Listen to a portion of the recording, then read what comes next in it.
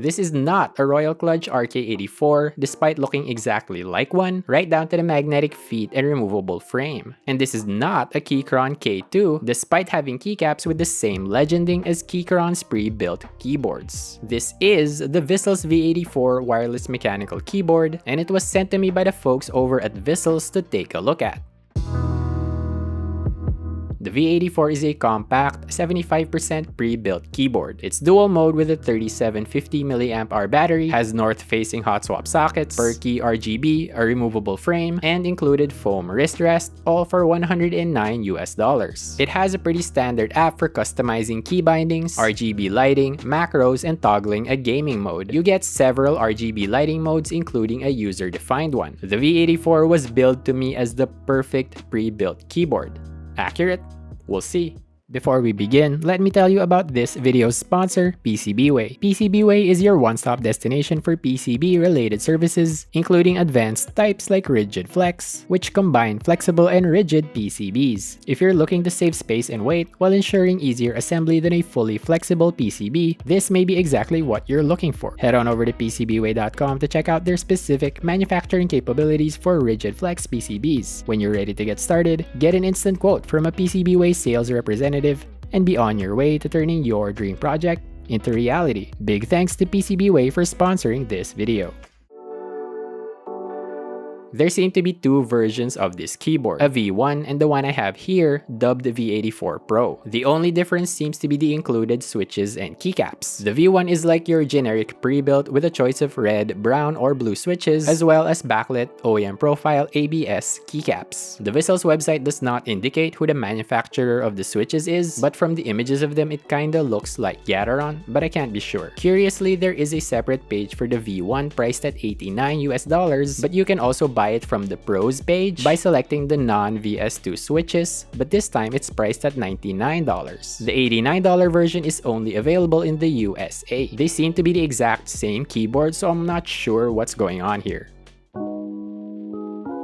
When I first looked into the V84, I noticed it had some very striking similarities with the lower-priced RK84 from Royal Clutch. The former is $109 US while the latter is $80. Both keyboards seem to have the same overall construction, right down to the removable frame, magnetic feet, and layout of ports and toggle switches. This probably means that they came from the same factory. There are some differences though. The V84 is actually less feature-rich. It's dual mode instead of tri-mode, losing out on 2.4 GHz wireless connectivity, and it doesn't have the USB pass-through feature. But funnily enough, the case has outlines for the ports and toggles that these features would have used. The main thing that sets the V84 apart are its included keycaps and switches. The RK84, much like the Vissles V1, comes with generic backlit OEM profile ABS keycaps, while the V84 comes with cherry profile disublimated PBT keycaps. The legends on them are actually quite nice, but like I said in the intro, they look exactly like the legends on Keychron's stock keycaps. Unless I'm missing something here, it looks like Vissles cloned Keychron's stock keycaps. Royal Clutch keyboards come with their own RK switches, which I had a not so great experience with when I modded an RK G68 for my partner. The V84 comes with Vissles' own Otemu manufactured VS2 switches, which seem to be newer versions than ones that other reviewers previously got. Instead of the cherry style 4-prong housings of the old version, these use kale style clasps. This is my very first experience with this kind of housing. I was disappointed that I wouldn't get to use my handy dandy Gateron Nutcracker switch opener, but I was eager to finally try out some kale switch openers. Unfortunately, neither one of my two aluminum switch openers worked on these switches. The bottom housing seems just a tad too wide. I ended up using a flathead screwdriver to pry one open, which I would not recommend doing as you may end up hurting yourself, and it does scratch up the switch housing. Later, I bought some Akko Radiant Reds, which also have kale style housings, and those did work just fine with my kale switch openers.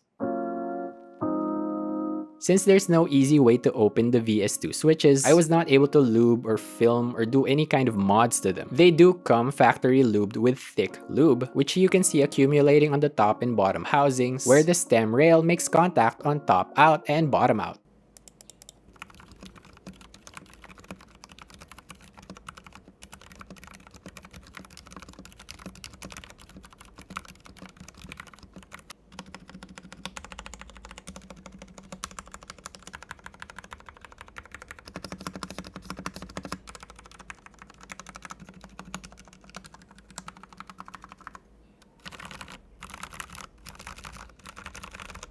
It sounds really muffled, right? At first, I chalked it up to interference since you've got thick cherry profile keycaps paired with north-facing switches here. But I found that this wasn't the whole story. I tried using the VS2 switches with some tall MT3 profile keycaps to guarantee interference-free typing.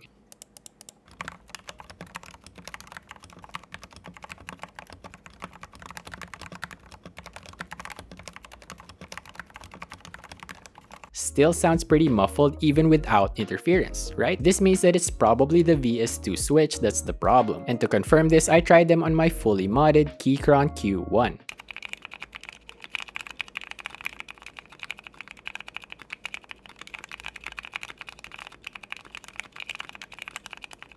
Final verdict on these VS2 switches, deeply unsatisfying to type on. Super muffled in sound as well as feel. I really do not like them. I'm not sure what the cause of this is. Perhaps it's a case of overlubing. It should be noted that this sort of experience may actually be a positive for some people. Silent switches do exist, and I've seen a lot of folks new to the hobby asking for recommendations with silence as a feature. And of course, that's just a preference. Nothing wrong with it. To set a sort of baseline before we move on to modding this keyboard, let's listen to the stock V84 with some non-muffled switches, namely stock Akko Radiant Reds.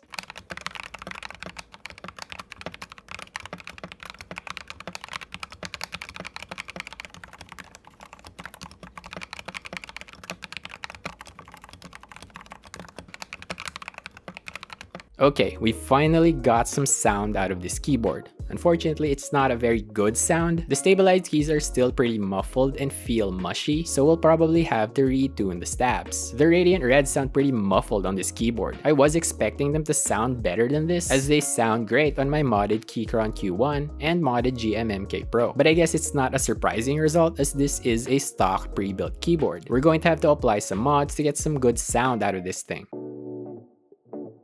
Opening up the V84 is a pretty familiar experience as someone who's modded an RK G68 before. What's notable is the inclusion of sound dampening material inside the keyboard. You might think that this is another factor to differentiate it from the RK84, but I've seen some recent posts on enthusiast groups showing off new RK84s with included sound dampening material, although the plate dampener seems to be foam there while it's silicone on the V84. We'll start out by retuning the mushy stabilizers. Looking at them closely, you'll see that they've been pretty generously lubed with some thick lube on the wires and some oil on the stems. It's a pretty inconsistent application, but more than you would usually get on other pre-built keyboards. Taking them apart, we see that the stems on these need clipping. Perhaps this is why they feel so mushy, as I don't find the stock lube application to be particularly heavy. So I clipped the stems, cleaned out the lube on the stabilizers, balanced the wires, and did the stab tuning method that I've been doing on all my keyboards lately. 205G0 on the stems and XHT-BDZ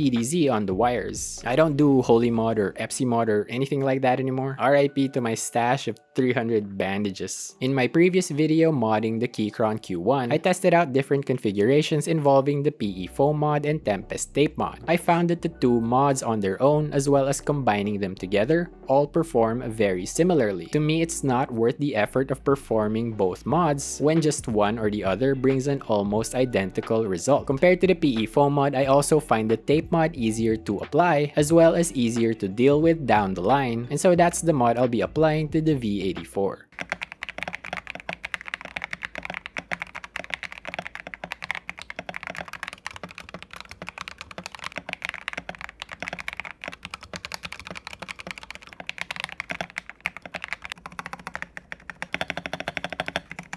The stabilized keys are much better now, and the tape mod brings that characteristic lower pitch, or thok as it's popularly called. However, there's still something unsavory about the sound of this board that I can't quite place. Is it hollowness? Is it just the way the sound reverberates through this plastic case? Is it the switches?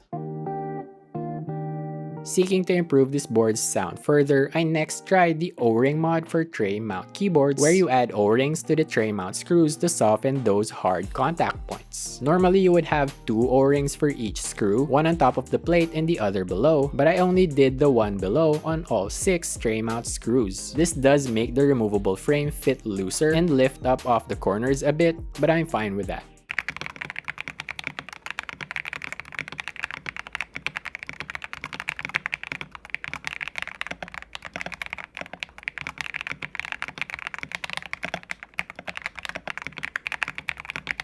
I think this does make the board sound cleaner overall. I'm still not super satisfied with its sound though. Perhaps these stock Akko switches just don't work as well on a plastic pre-built as they do on an aluminum custom. Let's try some lubed and filmed V2 Gat Black inks.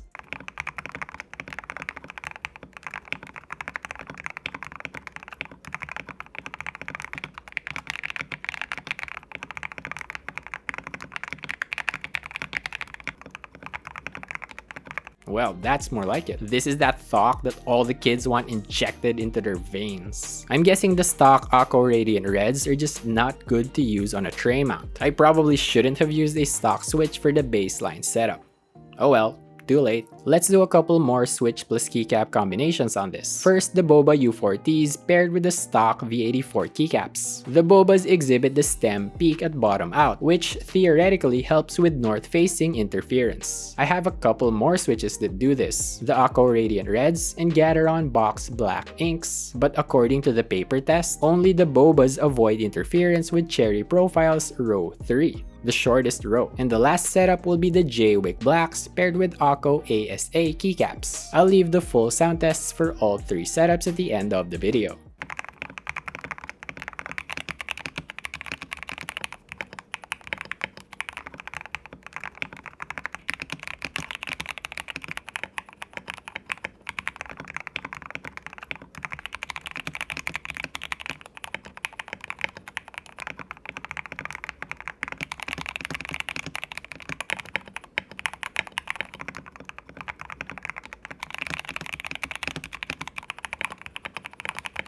The inks are predictably lowest pitched while the Bobas are highest. Also predictably, the Bobas are the loudest while the inks are quietest. The JWick Blacks sit in between in both criteria. I honestly have yet to find a setup on any keyboard where I really like the Boba U4Ts. They're just a bit too much for me in terms of both tactility and sound. On this modded V84, the spacebar in particular is just way too much. The inks and JWick Blacks both sound great, but I prefer the inks. I usually like the loudness of the JWick Blacks over the inks, but on this board I prefer something more muted.